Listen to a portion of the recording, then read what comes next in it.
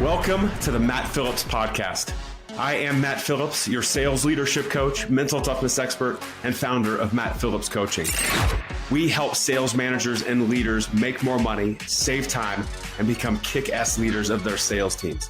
And that's what we're here to talk about on this podcast. We are here to give you the tools and tactics to build a well-oiled sales machine and teach you the mental toughness skills so you can show up confident, focused, emotionally in control, and ready to energize your team.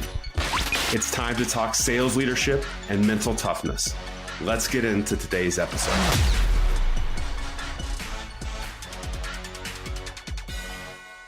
Welcome, everybody, to today's podcast. It is Matt, excited to be with you to talk about taking quality at bats.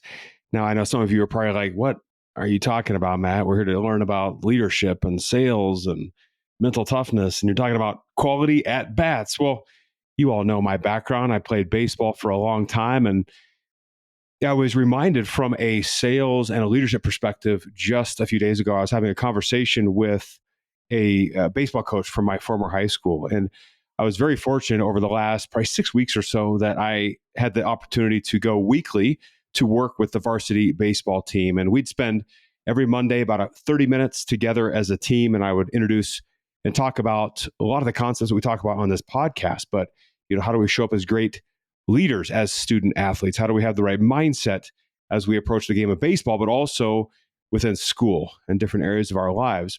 And so I've been having a ton of fun with this group. Well, one of the things that we talked about in one of our sessions was around challenging our beliefs around what type of batting average that we could have, right? So from a sales perspective, it's challenging the belief of the level of sales that we think we can achieve, right? Or from a leadership perspective, it's challenging the beliefs that we have around the potential level that we could attain based on just past and history and what we know to be true or not. So how do we look at these differently and challenge these? So we had this great conversation about this with the team, really just pushing the boundaries, pushing the limits.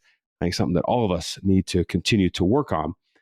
But after we were done with this 30 minutes, on Mondays, I walk out to the practice field with the team and I spend the next hour and a half with them, just honestly kind of messing around. It's talking with the boys and the coaches and just getting to spend time with these individuals and talk a little deeper about those concepts. So for me, again, I haven't played baseball in a long time, and it's just, I don't know, reliving the old glory days a little bit, just walking around the baseball field. So, but on one of these afternoons, we had just finished our session and we're walking out to the field and was talking to one of the assistant coaches about batting average and about how we look at the quality of each at bat, each time that we get up to the plate to hit. And you may not have an athletic background, you may have played a different sport than baseball, but we all have these opportunities to score, to get a hit, to win. And so are we taking advantage of those? And we got on this topic of, sometimes in the game of baseball, we have these amazing at-bats and we hit the ball really hard, right? It's the right approach. We have all of our force behind it. We turn our hips, we get through it, we just tattoo that ball. It just happens to be right at someone, right? So I hit this beautiful line drive and the shortstop catches it. I just tattoo this ball, but it's caught on the warning track in baseball. And so it got us talking about this discussion because there's lots of statistics that we monitor and track as salespeople and leaders. There's also a lot of metrics that they track from a baseball perspective and sports perspective, but it's kind of makes the question like, what's the right metric? Like, what are we really looking for? What are the behaviors that we're trying to repeat? And so one metric that is tracked in baseball is at bats. So it's the number of times you stepped up to the plate, right? And they track, did you get a hit or did you not? And that's when you see like, oh, I was 3 for 3 today, or I was 0 for 4 today. And I had lots of those ups and down days. But that aside, this coach and I were talking about, well, isn't the right metric to track what is called quality at bats? Now, there is some subjectivity a little bit to this, right? Of this quality at bat. But end of the day, if I get up 3 times in a game and I hit 3 scorching line drives with great approach, great swing, but I get out every time, begs the question, is that a good thing or was that a bad thing? If you just looked at bats, you'd be 0 for 3 for the game. Well, that can appear bad, but you had 3 really, really good swings. So in my opinion, and talking to this coach, that should be counted as a quality at bat. Right? I couldn't have done anything better with my approach or my swing or anything. It just happened that it went right at someone. So I think this is an important concept, right? And this is something we're working on with the baseball team of how do we set criteria to monitor these quality at bats. But as I think from a leadership perspective, from a sales perspective, I think this is really, really important. It's something I wanted to get across with you. And the question ultimately is, are your salespeople taking quality at bats? Are they doing those quality outreaches, those quality meetings? And it's always this game, is balance of quality over quantity, right? And we fight this as salespeople, especially. But there's a truth to it, right? Of like, at what point are we going to add the quality in as a metric, as something that as leaders we're tracking? So the question for you leaders is, are you tracking quality at bats of your team? Are you tracking quality process improvements as your team? Because I can have lots of process improvements, but they all might not be really that impactful or beneficial because there's this tiny little thing, right? Which isn't bad, but maybe it's not the quality that we want. I think that's the challenge as leaders of we have thousands of metrics that we could look at. I'm working with this sales manager group right now, and we came up with this massive list of potential metrics that we could track to the point of it's like overwhelming. And so it's one of those things where you look and you're like, I don't even know where to start. And so one thing that I want to get across with each and every one of you today is how do you change it from just doing the work or doing the activity to what's the quality work? What's the quality activity that's really driving results? And that's revenue, that's lead generation, it's things of that nature, it's those process improvements, depending what function you work in. But is it quality, and how do we set criteria to measure that? Now, one of the ways that I've seen this work extremely well, because again, we have data at our fingertips, data coming out of our ears, we have data everywhere.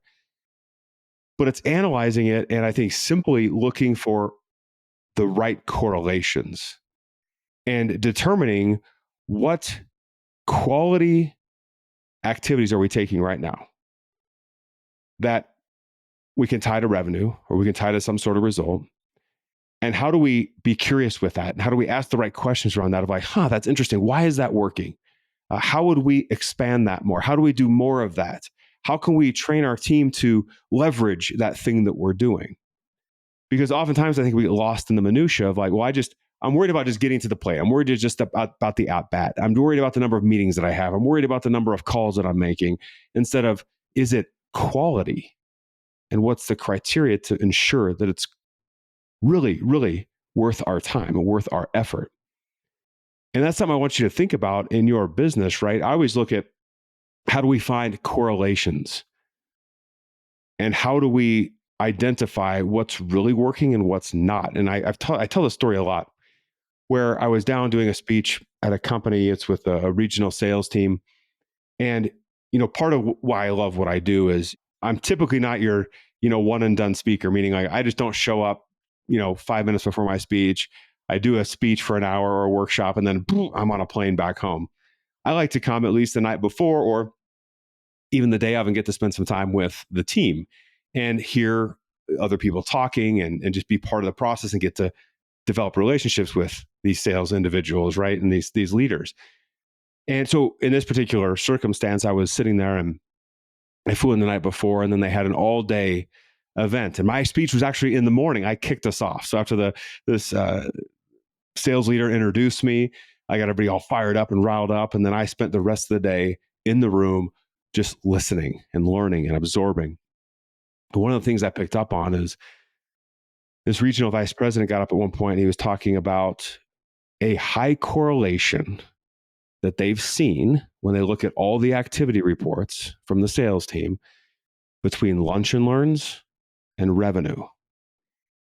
And I remember he said it, and it was like he was off to the next thing. Like it was a snap of a finger, but he said it. And for some reason that stuck with me, because right there, that's a quality at bat, right? That's a quality amount of time that we're spending. And they've analyzed and seen a correlation between doing a lunch and learn, right? Training people and revenue being booked. And so I followed up this conversation a couple of days later of just asking questions more around that of like, tell me more about this because that stuck out. This individual didn't talk about the number of phone calls that people made. He didn't talk about the number of meetings that were set, right? Physically or via Zoom or Teams or whatever. It was lunch and learns was the number one correlation.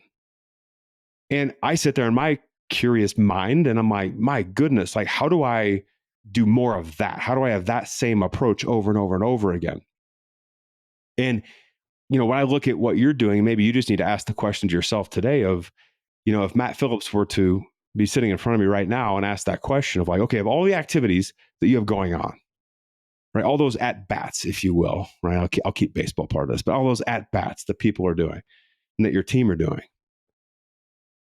which ones really are highly correlated to revenue, right? And I get they take time, right? It's not like this magic thing. I make a phone call or I have a lunch and learn and millions of dollars pour in, immediately. But do I know, have I analyzed and really been curious about where those high correlations are? Where's this quality at bats, not just at bats? Salespeople, I know, they lose sight of this. Right? If you're using Salesforce or some of those CRM, it's like, oh my gosh, I have to have activity in Salesforce. And so they pump all this activity in Salesforce. And I sent 1,000 emails today, right? And it was a big email blast, but I sent 1,000. So I checked the box, did it. That's great. We're not asking that deeper question. Where are the correlations? What's the quality? And how do I take that? And once I understand that and repeat. I see this a lot in my business too. My business is heavily focused on referrals. I do a lot of cold outreach, I guess. No, I used to, because I thought that was the at-bats that I needed, like those cold outreaches. And I had a horrible batting average. If we're talking baseball, horrible batting average, meaning it'd be rare if someone would actually return an email that I sent or that random phone call. And over time, as I've analyzed, how do I get more quality at bats? Even in my business, I have built a referral partner program. And the whole focus is how do I find people who have access to my people, who are willing to make introductions to my ideal clients, and then let's take it from there. And I will tell you, just starting to understand that and not waste my time with all this cold outreach, instead focusing on that, I was just looking, one of my referral partners in a very just short few months has generated like a pretty substantial amount of revenue for the business. And it's all because I want quality over quantity. That's the measure that I choose to look at. So for you today, my challenge is this. Of all the metrics that you could analyze for your team, and listen, I realize some of you are not in a sales leadership role, right? And that's okay. It's the same principle. It's the same focus, but it's like, where are my people spending their time, right? What activity are they generating? And how do I take a step back for a moment and be like, okay, is this a good use of their time? Where are we seeing that return on time? Go back and listen to that podcast on ROI versus ROT. Blow your mind, change your perspective on this. Or where's my ROI, right? Because you're paying people salaries. Well, are you getting the return on that investment? But more importantly, the time aspect of it. And hone in on like, where do you see those correlations and what is that process to get to that point where ultimately we book revenue and they send that contract and everybody celebrates and wins and now everybody's excited. How do we leverage that and repeat? It's often the simple things that are sitting right in front of us that if we're paying attention to it and we make that decision to look there and that decision to double down on that type of activity, that's when we exponentially grow our business. It sometimes is that simple. Now it's complex. You got to ask the right questions, all that sort of stuff. But if you choose to focus every single day on what really, instead of at bats, what are my quality at bats, right? How do I repeat those? How do I leverage those? How do I maximize those? Literally changes everything. I'll tell you from a baseball perspective, depending the way you look at it, right? This isn't to sugarcoat something and make it seem better than it is. But if you set these criteria, because when you look at sales, when you look at baseball, when you look at a lot of sports, they're games based on failure. And if you're not looking at the right measure, it can really mess with your head. It can. Like I could have a game where I hit just 3 rockets, like I described, 3 beautiful swings, and I got out every single time. And if I chose to look at that as, well, I just failed because I didn't get a hit today, and those were horrible at-bats, and I chose to look at the 0 for 3, I'm missing out on an opportunity where I took 3 really good swings. And if I just do more of that, the ball will find the grass. And I will get that hit, and that 0 for 3 will turn into 3 for 3. If I keep doing the things that have made me successful. So you want to positively impact your team, your people, your sales, start analyzing what is a quality outreach, what's a quality at bat, and you leverage that, work on that, hone those skills, and repeat the things that have made you successful in the past. It'll help grow you as a leader. It'll help grow your sales. It'll help grow your results. It'll help grow those process improvements or blah, blah, whatever you're trying to go for. It's that simple. So that's what I want to talk to you today about on this podcast, right? It's not at bats. It's quality at bats. Start setting that criteria, start looking at these things, getting curious, and can't wait to see what results you get. Listen, before I go, I always throw out a quick reminder of, if you haven't yet, please go to mattphillipscoaching.com/quiz. We have a little sales leader superpower quiz that's pretty fun. That gives you insight into you. It'll help you give insight into your people, how to influence them, get the most out of them. And also, for those of you who haven't signed up yet, go check out our newsletter. Not, a lot of people don't know that we send out a weekly newsletter. We have the podcast. Obviously, you're listening right now. We have our 60 seconds of motivation each week, other kind of tools that you can utilize to show up the best leader you can at work and at home. So go to mattphillipscoaching.com/newsletter. That's simple. Sign up. Can't wait to see you on the next podcast. Have a fabulous rest of your day. Thank you for joining us today on the Matt Phillips Podcast. If you are like us, we know that you are here to do great things, to become the sales leader that makes things happen and drives big-time sales results. We know you have that big vision, and we are here to help get you where you want to go. We're here to help you develop that unstoppable, rock-solid leadership skill set and help you train to master the one true differentiator, mental toughness.